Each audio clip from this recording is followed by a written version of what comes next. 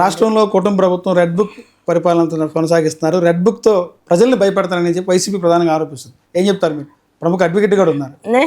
నిజంగా అంబేద్కర్ రాసిన రాజ్యాంగం నడుస్తుందా, లోకేష్ గారు చెప్పబడే రెడ్ బుక్ నడుస్తుందంటారు?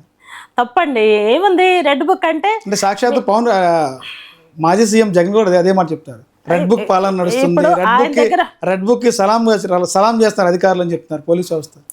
కాదండి, న్యాయవాది. లాస్ట్ 5 yearsలో రెడ్ బుక్ కాదు, రెడ్ బ్లడ్ చక్కగా ఎక్కడ పడితే అక్కడ కనపడింది. బ్లడెడ్ రాజకీయాలు, బ్లడ్ ఎర్రగా ఉంటుందండి. వివేకానంద రెడ్డి గారి విషయం అడగమనండి. దీనికంటే ముందు సునీత గారు ఇప్పుడు కూడా తిరుగుతున్నారు.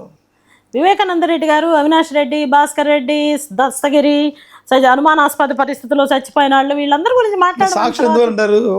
అనుమానాస్పదంగా చనిపోతున్నారు వివేకానంద కేసుకు సంబంధించి వాళ్ళ బాబాయ్. వాడు పులివెందుల రాజకీయాలు అలాగే ఉంటాయి.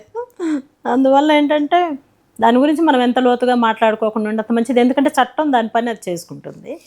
ఏదో ఒక రోజు నేను ఒకటే చెప్తున్నాను సార్, ఏ న్యాయ వ్యవస్థలోనైనా సరే తప్పు చేసిన వాళ్ళు ఏదో ఒక రోజు తలదించాల్సిందే, శిక్ష అనుభవించాల్సిందే, దానికి మూల్యం చెల్లించాల్సిందే.